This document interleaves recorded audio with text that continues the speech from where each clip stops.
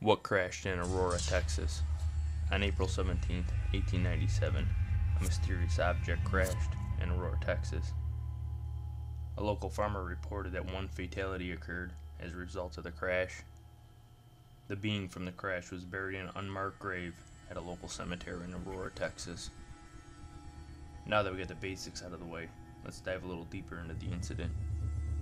Between the years 1896 and 1897, a lot of reported cigar-shaped craft were observed in the area all across the United States.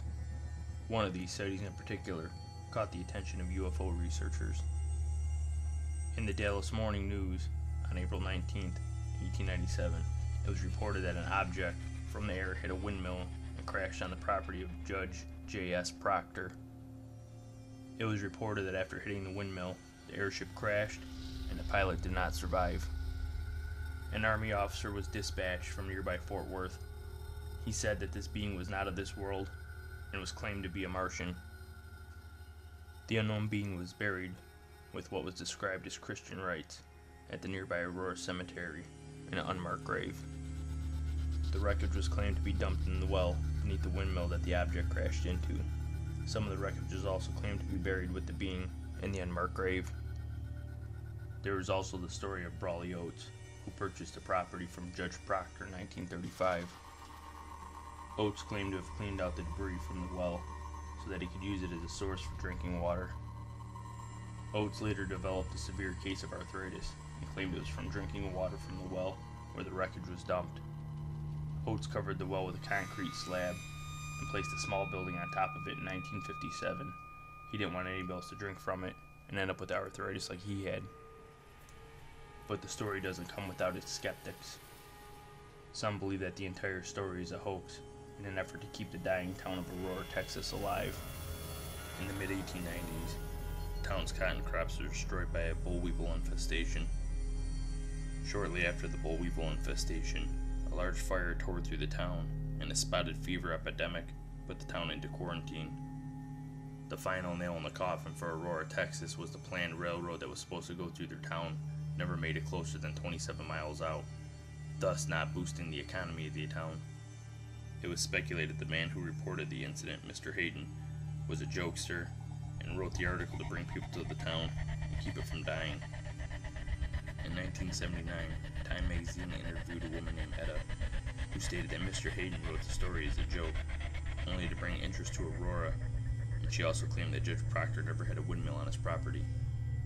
But there were some inconsistencies with Etta's claims. UFO hunters found the base of a windmill that was constructed around the well on Judge Proctor's land. And famous UFO hunter Jim Mars interviewed an eyewitness who claims to have watched the object crash.